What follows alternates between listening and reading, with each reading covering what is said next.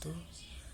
Salam sejahtera untuk kita semua. Tapi pun perkenalkan, nama saya Muhammad Fadil Akbar, NPM 1975-2047 dari program studi D3 Akuntansi 3B, jurusan Ekonomi dan Bisnis Politeknik Negeri Lampung. Baik, di sini saya ingin mempresentasikan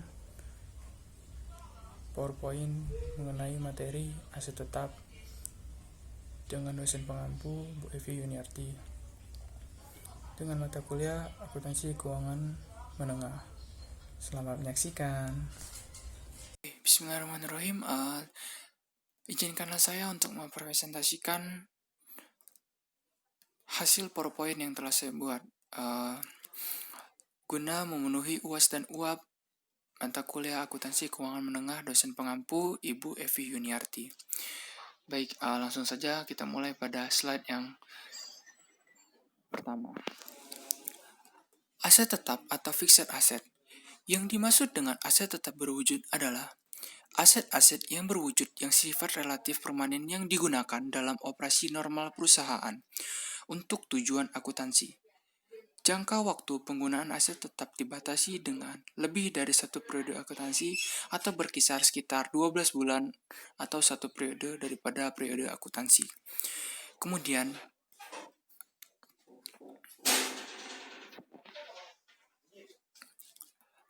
klasifikasi aset tetap. Klasifikasi aset tetap dibagi menjadi dua. Aset tetap dengan umur terbatas, contohnya bangunan, mesin, dan peralatan yang lainnya. Yang dimaksud dengan aset tetap dengan umur terbatas adalah periode yang digunakan atau umur daripada aset tetap berkisar antara 12 bulan, artinya hanya sebatas 12 bulan. Kemudian yang kedua, aset tetap dengan umur tidak terbatas. Yang dimaksud dengan umur tidak terbatas adalah periode daripada aset tetap ialah lebih daripada 12 bulan atau lebih daripada satu periode akuntansi.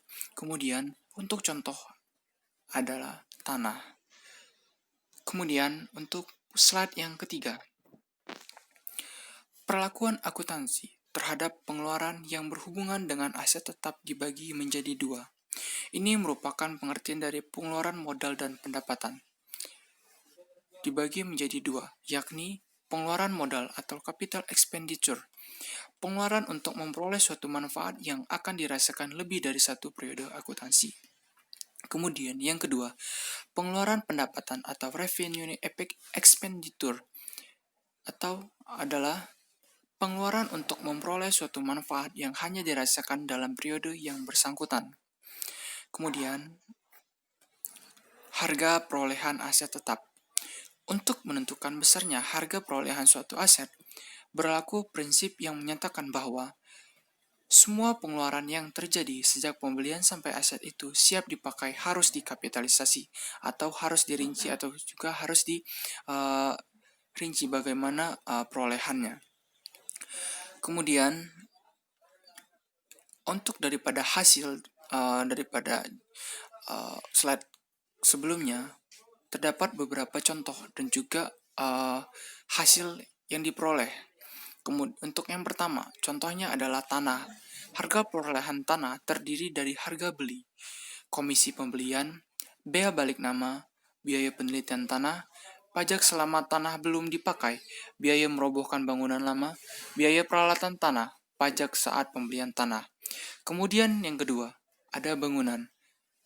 Harga perolehan bangunan adalah seperti harga beli, biaya perbaikan gedung sebelum dipakai, komisi pembelian, bea balik nama, kemudian pajak saat pembelian. Kemudian yang ketiga, ada mesin dan peralatan. Harga beli, pajak yang menjadi beban pembeli, biaya angkut, asuransi selama dalam perjalanan, biaya pemasangan, biaya yang akan dikeluarkan selama masa percobaan mesin. Yang keempat, alat-alat kerja. Harga perolehannya relatif kecil, maka biasanya alat-alat ini didepresiasi tetapi diperlakukan sebagai berikut.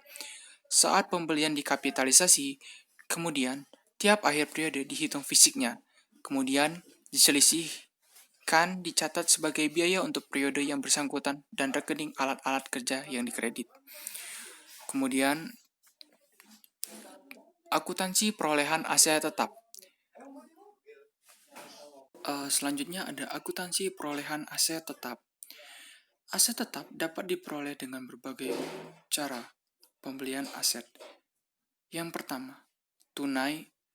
Kemudian yang kedua, ada kredit atau angsuran. Yang ketiga, ada perolehan dengan pertukaran trade-in. Kemudian yang keempat, ada perolehan dengan sewa guna usaha modal atau leasing. Kemudian yang kelima, perolehan dengan membangun sendiri. Yang keenam, perolehan dengan hibah, bantuan, atau pemberian. Oke, langsung ke penerapan dalam latihan soal atau latihan aset tetap. Nomor pertama, soal pertama, depresiasi perubahan perkiraan. Mesin dibeli seharga $52.000 oleh Carver KO pada tahun 2006. Awalnya diperkirakan memiliki umur 8 tahun dengan nilai sisa $4.000 pada akhir waktu itu. Penyusutan telah memasuki akhir tahun kelima pada tahun 2011. Ditentukan bahwa umur aset diperkirakan bisa sampai 10 tahun dengan nilai sisa $4.500 pada akhir tahun. Asumsi depresiasi garis lurus. Untuk pertanyaan yang pertama, A. Buatlah ayat jurnal untuk memperbaiki penyusutan tahun-tahun sebelumnya jika perlu. Kemudian yang B. Buatlah ayat jurnal untuk mencatat penyusutan untuk tahun 2011. Oke, baik. Kita akan melakukan pembahasan soal untuk satu persatu daripada soal. Nomor satu, jawabannya adalah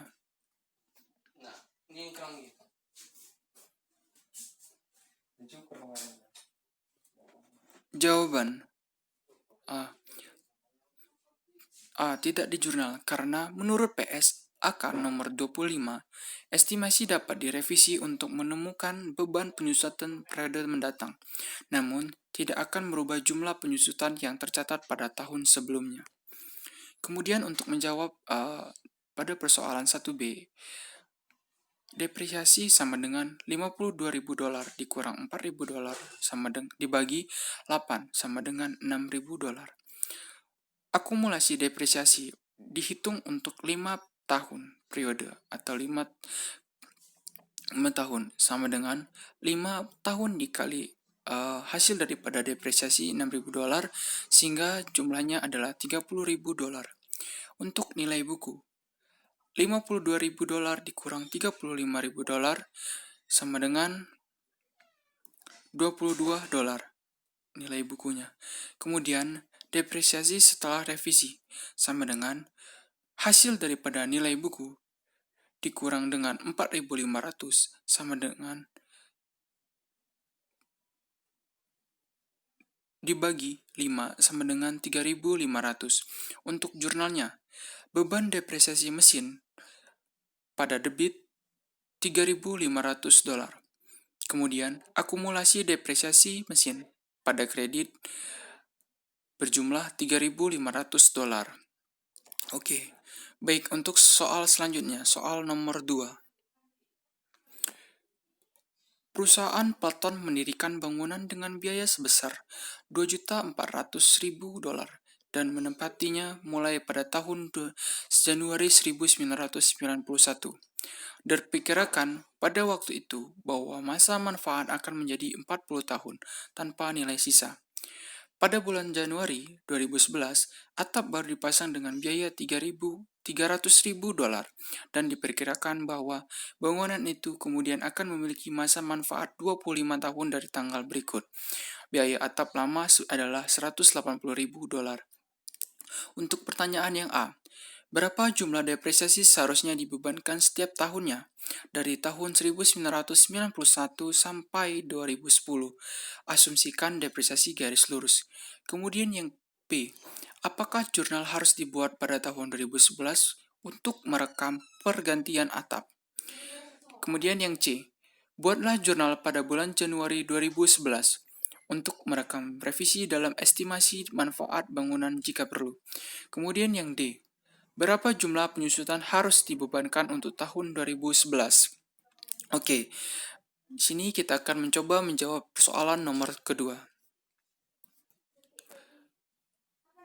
A.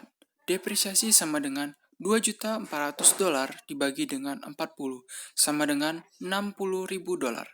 Kemudian, akumulasi ini berdasarkan pada akumulasi depresiasi pada tahun 1991 hingga 2010 sama dengan 60.000 sama dengan 20 tahun. 20 tahun didapatkan dari 1991 hingga 2010 sama dengan $1.200.000.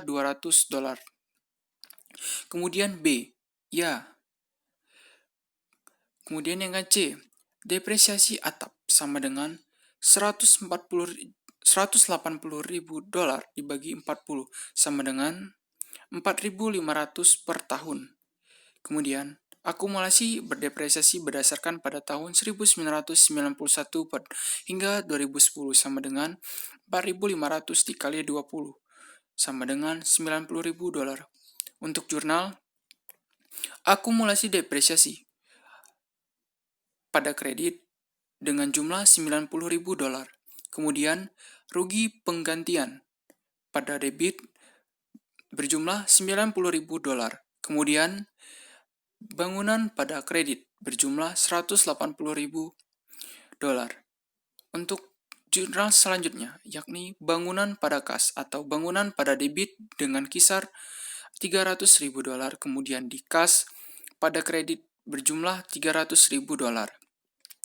Kemudian untuk menjawab soal 2D, nilai buku sama dengan $2.400.000 dikurang $1.200.000 dikurang $180.000 ditambah $300.000 sama dengan $1.320.000. Depresiasi sama dengan $1.320.000 dibagi dengan 25 sama dengan $52.800. Oke. Selanjutnya soal terakhir. Nomor 3. Berikut ini adalah informasi terkait dengan peralatan milik perusahaan Pujois pada tanggal 31 Desember 2010. Harga perolehan $9 juta, akumulasi penyusutan sampai saat ini $1 juta, nilai digunakan $7 juta, kemudian nilai wajar setelah dikurangi biaya penjualan $4.400.000. Asumsikan bahwa Pujois akan terus menggunakan aset ini di masa depan. Pada tanggal 31 Maret 2010, peralatan memiliki sisa masa manfaat 4 tahun. Untuk pertanyaan yang pertama, yang A. Buatlah ayat jurnal, jika ada, untuk mencatat penurunan nilai aktiva pada tanggal 31 Desember 2010. Kemudian yang B. Buatlah ayat jurnal untuk mencatat beban penyusutan untuk tahun 2011. Kemudian yang C. Jumlah pemulihan peralatan pada tanggal 31 Desember 2011 adalah $7.050.000. Buatlah ayat jurnal jika ada yang diperlukan untuk merekam peningkatan nilai ini. Oke, baik. Kita di sini akan mencoba untuk menjawab persoalan nomor 3. A. RA sama dengan $7 juta. Impairment sama dengan 9 juta dikurang 1 juta dikurang 7 juta sama dengan 7 juta. Dengan jurnal, rugi impairment pada debit berjumlah $1 juta. Kemudian, akumulasi depresiasi peralatan pada kredit berjumlah $1 juta.